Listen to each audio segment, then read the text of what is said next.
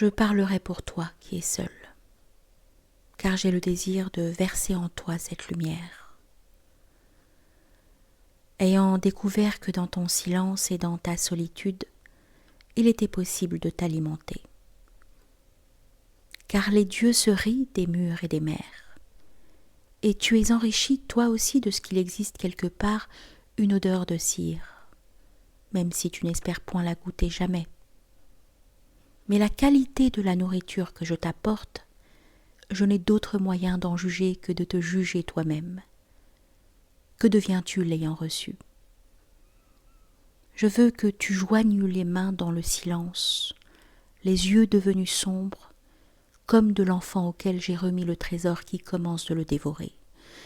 Car ce n'était point objet non plus mon cadeau à l'enfant, celui qui sait, de 3 cailloux, bâtir une flotte de guerre et la menacer d'une tempête.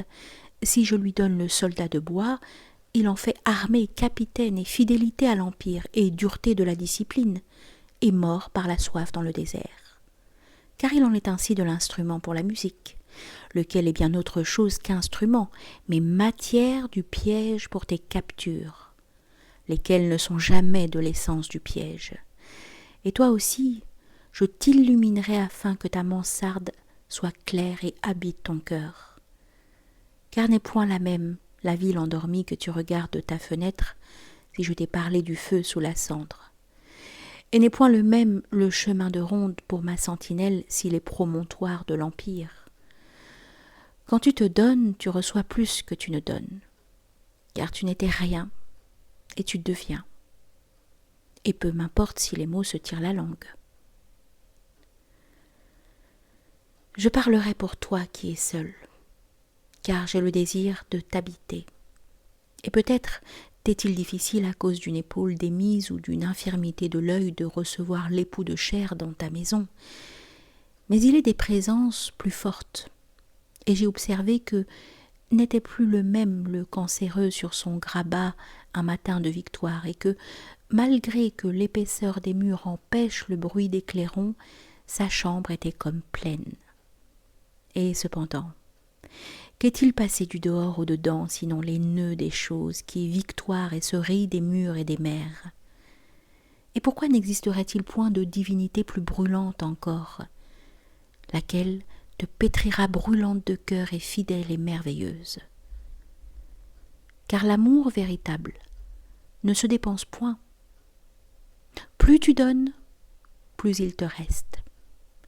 Et si tu vas puiser à la fontaine véritable, plus tu puises, plus elle est généreuse. Et l'odeur de cire est vraie pour tous. Et si l'autre la goûte aussi, elle sera plus riche pour toi-même. Mais cet époux de chair de ta maison, il te pillera s'il sourit ailleurs, et te fera lasse d'aimer. Et c'est pourquoi je te visiterai, et je n'ai point besoin de me faire connaître de toi. Je suis nœud de l'empire et je t'ai inventé une prière. Et je suis clé de voûte d'un certain goût des choses, et je te noue, et c'en est fini de ta solitude. Et comment donc ne me suivrais-tu pas? Je ne suis plus autre chose que toi-même. Ainsi de la musique y construit en toi une certaine structure, laquelle te brûle. Et la musique n'est ni vraie ni fausse, c'est toi qui viens de devenir.